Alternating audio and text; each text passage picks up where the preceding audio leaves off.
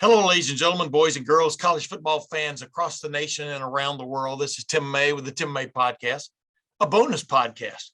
Or I don't know, I may be doing two of these a week from now on, who knows. But I wanted to have Craig Krenzel on my podcast earlier this week just to explain what a quarterback vying for a starting job is going through and what it means to finally get named the starting quarterback, or at least the front runner, and what it does, not just for the quarterback involved, but for the team. And of course, I'm referring to the situation at Ohio State these days. They've got four stellar quarterbacks in that quarterback room. And but earlier this week, Ryan Day, the head coach, said C.J. Stroud had gained some separation from the other two mainstay competitors, meaning Jack Miller, who's a redshirt freshman like C.J. Stroud, and Cal McCord, a freshman. And of course, in the meantime, Quinn Ewers has also moved into that quarterback room, a freshman, the early enrollee from South Lake Carroll High School out of Texas. But the bottom line is C.J. Stroud had to get a little bit more of a bounce in his step when the head coach publicly declared that he at least had some separation. Of course, the Buckeye Nation was a little bit in a Twitter, so to speak, after a practice that the media got to watch on Wednesday of this week when C.J. Stroud was limited in his throwing, so much so that Ryan Day came out and explained to the media, it was his turn to get a break from the throwing regimen as camp has ensued. And it does take its toll on that right wing, or the rare left wing, but the right wing of these quarterbacks. So we'll see how that goes, what develops from that. But the bottom line is Ryan Day has declared some separation in that quarterback race, which is big for C.J. Stroud. And that's why I have Craig Krenzel on this special podcast, because I wanted him to explain to folks what that does when a quarterback goes from playing for a spot or preparing for a spot, but playing for a spot, competing for a spot, to then competing, preparing to win a game. And that's what you kind of feel like C.J. Stroud might be in the mode of right now. But, we're talking about Craig Krenzel, who led Ohio State to that surprise win at Michigan back in 2001, still was second behind Steve Bellisari in the bowl game that year. We all know what happened at the end of that 2001 regular season. But the bottom line was Craig Krenzel found himself in a battle for the starting job with Scott McMullen in the spring, and then in preseason camp for that 2002 team that turned out to be a national championship team. But as Craig relates, he didn't know it was his job until almost an ipso facto moment. But without further ado, let's get to my interview with Craig Krenzel. And as promised, ladies and gentlemen, this guy's not just a blast from the past. Heck, if you need insurance, he's the guy you want to see right now. Craig Krenzel, welcome back to the Tim May Podcast, my man. Thanks, Tim. I appreciate it. How you doing? I'm doing pretty good, brother. I think of you every time there's something to do with the quarterbacks and the changing of the guard of the quarterbacks at Ohio State. I think of you and the way you grasp the brass ring way back in 2002, coming off that 2001 really one for the books, stepping in, becoming a starter there against Michigan and winning that game, and then stepping back in the bowl game sort of when Steve Bellisari kind of played his last game, but then Ohio State turning to you in 2002. Next thing you know, ipso facto, national championship season. But it wasn't quite as easy as all that, was it? I mean, let's get back into number one, what does it mean for a football team to sort of name its starter or its front runner early or earlier midway through a preseason camp? What do you think that does for the team? What does it do for the quarterback? Well, I think for the team, first and foremost, it allows the players, the offensive line, the receivers, especially those two groups, it gives them some continuity. It gives them some consistency in terms of, is this guy a pocket guy versus the other guy who might like to break the pocket a little sooner? They know, guys up front know how to hold their blocks and what directions to hold their blocks a little more. Obviously, the receivers, tight ends, you got a lot more timing. You're more consistent with your route timing when you're only working with one quarterback. So, I think your standpoint, it just allows the rest of your offense to function with more continuity, to be smoother, to be more efficient. Assuming that the guy chosen is the right guy for the job. Yeah. From a coaching staff, I think it allows your play caller to get a better feel for, who's my guy under center or in the gun? What plays does he like? How does that work with the different situations and the down and distances? And, when I'm in the red zone, when I'm on third and medium, all the different scenarios and situations throughout a football game, it gives your play caller a chance to be a better offensive coordinator, to have more efficiency, consistency, to put the team and the offense in the best spot to succeed. The more he knows that guy under center. Hey, take me back to 2002. When did Jim Tressel let the team know that you were the guy? Obviously, you and Scotty McMullen were coming back from that 2001 team. And of course, freshman Justin Zwick and Troy Smith, was kind of a late addition seemingly to that class of 2002. Both of those guys were looked at as really promising prospects. But when do you remember Jim Tressel letting you know or letting the team know you were the guy? I honestly don't know that I do remember. I know it was close to, to our first game. Yeah, it was closer, maybe the week before or early the week of that Texas Tech game, where I think it was, it was kind of laid out that I was going to start. But it was also, if I recall, that Scott McMullen was going to play as well. And then, I think once we got out there in the flow of the game, I remember taking the lion's share of the reps until the game was out of hand. Obviously, Maurice Claret went off and did what he did, the first of many great games for him.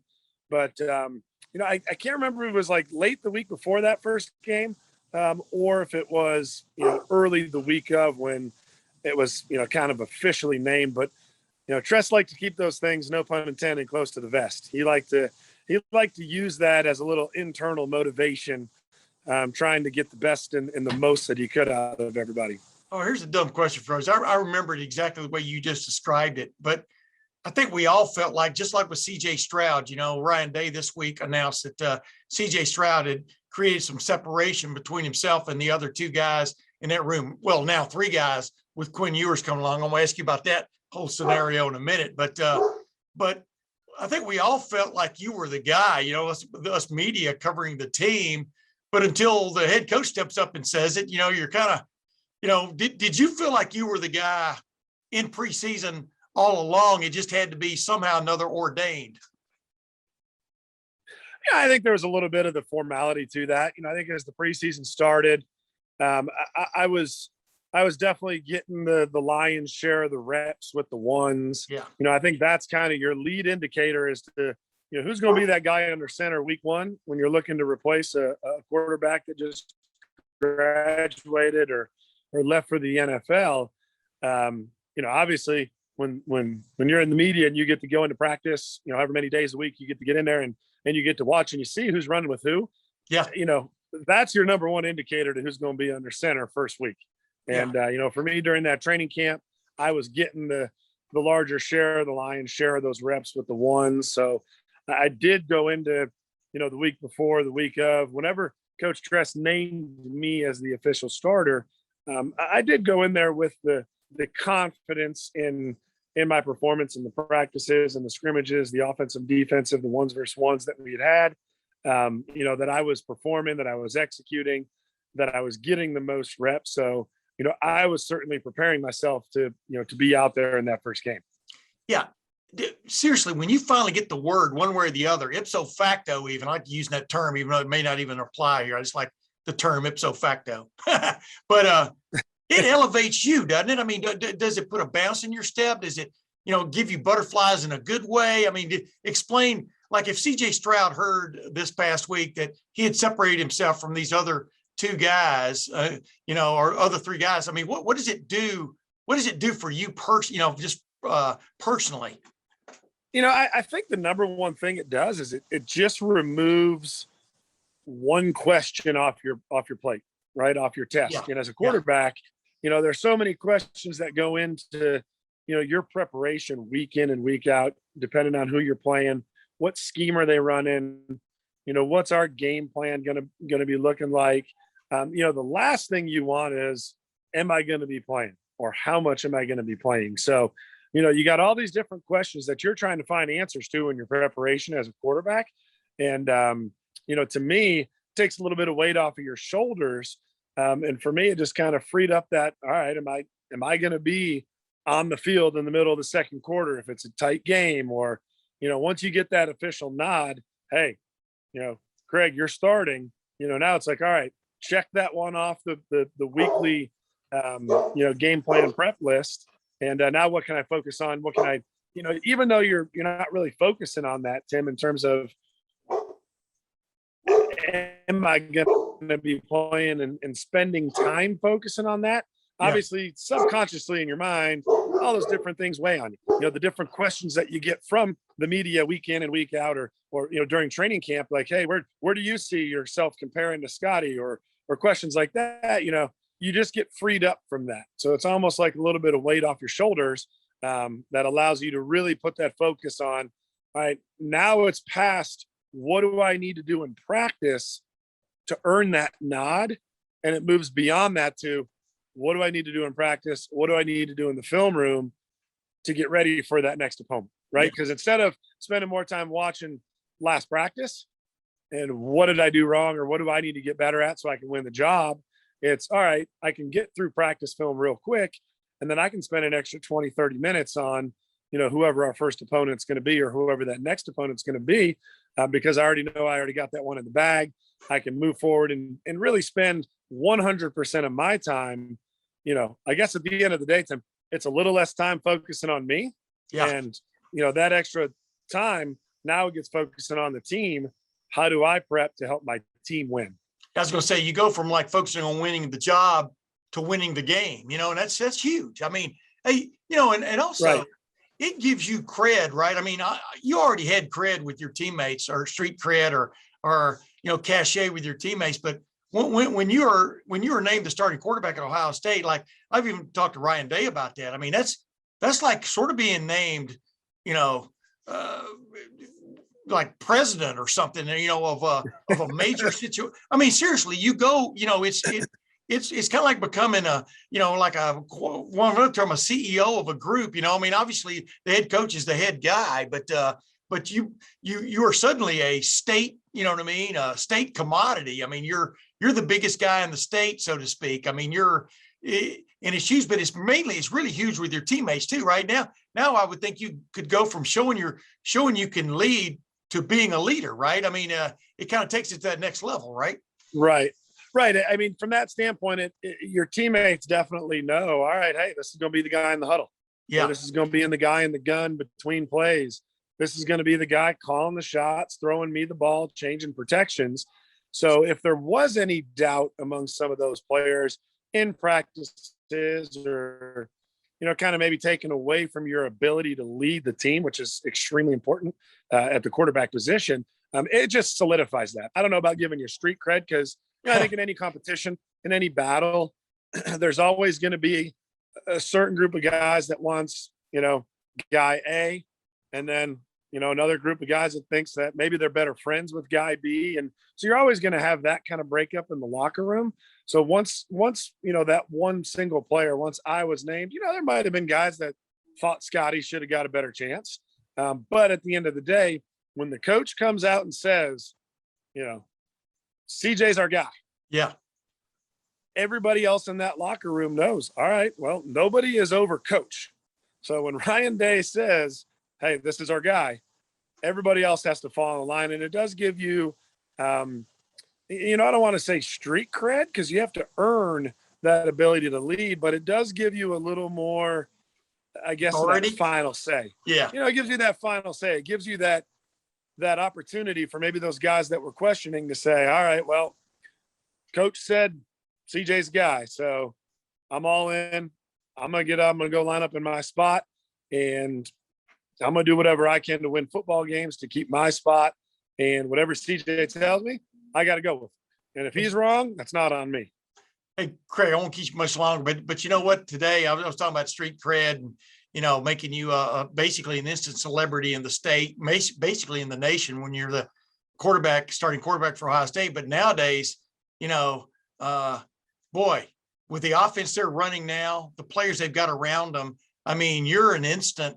When CJ Stroud gets this nod, he's an instant competitor for the Heisman Trophy, right? I mean, right. That's a little bit different, just with the system and the strength of the Big Ten, and what a great job that that Urban did in loading the I always say loading that gun with the ammunition, and what a great job Coach Day has done, just keeping it loaded year in, year out with the best athletes and the best football players around the country. I mean, there's no question. You get the keys to that car, and you're an instant contender down in Daytona. You're an alum. Yeah, I love that. I love that. I love mixing an auto racing reference in here. It sounds like you should be a regular member of my podcast. You're an alum. You've been keeping up with it and stuff. Are you as excited about this? I mean, you get the sense this could be a near historic offensive season again from what you've seen, with the receivers they've got on hand, the depth of the offensive line, they've got a great tight end, just like you had in Ben Hartsock, with Jeremy Ruckert. I mean, do you just get the sense this could be a special year again? What's your take? Oh, I think so. I think, kind of going back to what I just said, we're at a point right now in this football program where, Coach Day is keeping up that same level of recruitment that Urban did, which is just, I mean, literally just top five after top five after top five. So, it kind of stinks when you say, all right, well, Justin Fields, he's in Chicago now. Who's next? Well, all right, who's next? That's the question, right? Yeah. Is it going to be the class of, 2020s top quarterback or top three quarterbacks, or is it going to be the class of 2019's top second rated quarterback in the nation? It's not like we're saying, all right, who's next? Well, it's this Krenzel kid from Michigan, right? It's no, we got the next guy, and he's been here or he's getting here. And, he was rated X coming out of high school for a reason. And now he's going to have his opportunity to show it. So, I think when you look at this offense, it's going to be that way across the board. But like you just mentioned, Tim, depth up front, I think it all starts there, right? It starts as a guy that played the position. When you're on your back or running for your life, you can't execute. You don't get through your reads as consistently, messes up your timing with your receiver. So it all starts with those guys up front. And then obviously with Garrett and Chris Olave, I mean, you got two of the top weapons in college football there that whoever that's going to be, they're going to have a chance to distribute the ball to some of the top playmakers that the game is going to see all season. So I'm excited. I'm excited to watch this team. I'm excited to watch this offense. And like I said, I'm excited to watch Coach Day and his staff, just figure out in which order are we going to reload. I got to get your reaction to this. The best quarterback in the country for 2022 recruiting season, Quinn Ewers, is already on campus. Now, I guess he was the best quarterback in 2021 recruiting season. Right. Walks in a couple of days ago. You're sitting there watching it from a little bit outside. I mean, what's your take on what we're seeing here, man? This evolution of college football from the name, image, and likeness to a guy leaving high school early. Go ahead. Yeah, my take is I'm getting old. Yeah. I'm just an old man. The game has changed. The process has changed so much.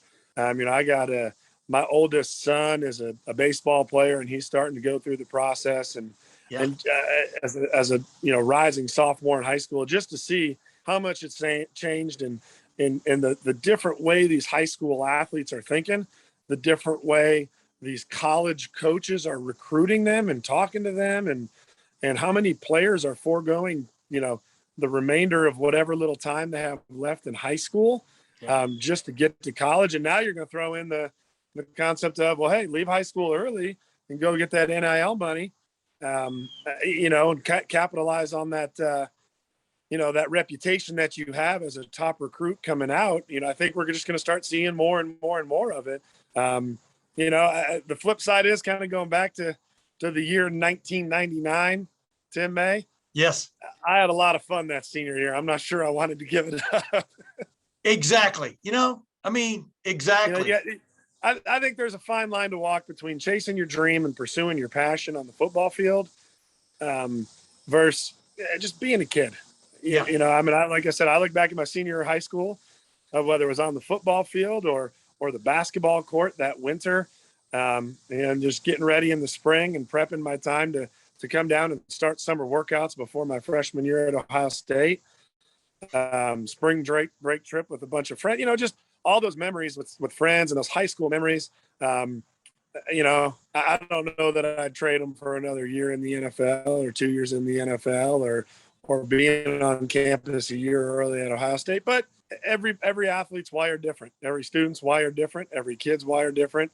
It's just, God makes us all different. And it's what I like is I like these kids having an opportunity to have more options and more choices for, to make decisions on what they think is best for them. And the more opportunities they have to make those choices, the more the game of football is going to help them grow up and learn about life. Because I'm going to guarantee you right now, not every kid's going to make the right choice.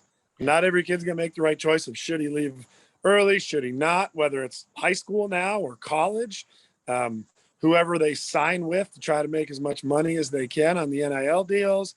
There's going to be a lot more opportunities for them, but you're going to start seeing some of these kids make a lot more mistakes too. And that's just opportunities to learn and grow.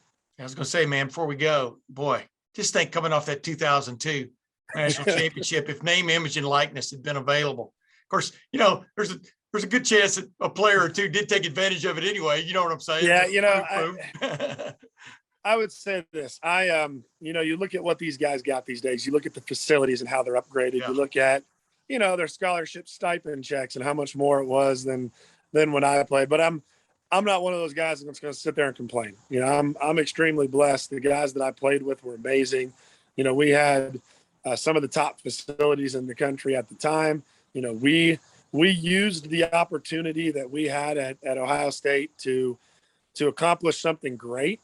I think with a little bit of pride, say that, we started the ball rolling back in the direction that Ohio State, as Ohio State fans, that we want to see the ball rolling for Ohio State football. And, I just feel blessed to have been a part of those classes that kind of took the star power of the 90s that couldn't get it done and the lackluster late 90s and early 2000s that weren't even close to good enough and really be able to kind of turn that around and start the ball rolling in the right direction to see what Coach Tress did finishing out his tenure as our head coach and then moving all the way down, like I said, through Urban and now what Coach Day's doing. So you're not going to hear me complain. It's crazy. Now, yeah. If the not even starting quarterback at Alabama can sign $1 million deal, yeah, I'd like to know what a Trevor Lawrence or someone returning, or let's even go back to the late 90s, a Peyton Manning, right? Yeah. Who says, yeah, I'm going to come back for my senior year. I want the Heisman Trophy. I want to win a national title. He didn't get either of those, but at the same time, it's kind of one of those things. How much does a guy like Peyton get in 97 or whatever it was? Yeah. Crazy. So, like I said, I'm not going to complain though. My life is great. I've been blessed to been a part of the program and be able to use those opportunities to meet new people, to grow my business, and just try to give back to the community and everything that my parents taught me, everything that was instilled on me while I was a Buckeye. Just to continue doing that. Hey, I'm going to pay forward here, man. Give people a little idea about your business, your insurance business there. How's it doing?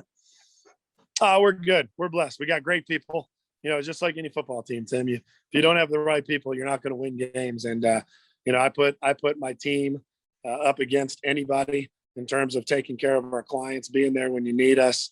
And as an independent broker, we get a chance to take care of everything from everybody's everyday home and auto needs to different businesses around Central Ohio and throughout the country. So, I feel blessed to have the team that we have and be able to use that to give back to the community and provide a level of service that, like I said, I put up against anybody. Yeah. I tell you, I admire you because, I told you my baby brother, hell, he's 63 years old, but he's been insurance for a long time down in Texas, man. He's one of the great guys you'll ever meet. And, Craig, I've always said, you're one of the great guys I ever met. What I always end our conversation with. It was a pleasure. And I appreciate you joining me again, my man. Anytime, Tim. Anytime you need me, I'm here for you. Hey, ladies and gentlemen, until next time, this is the Tim May Podcast. We'll see you then.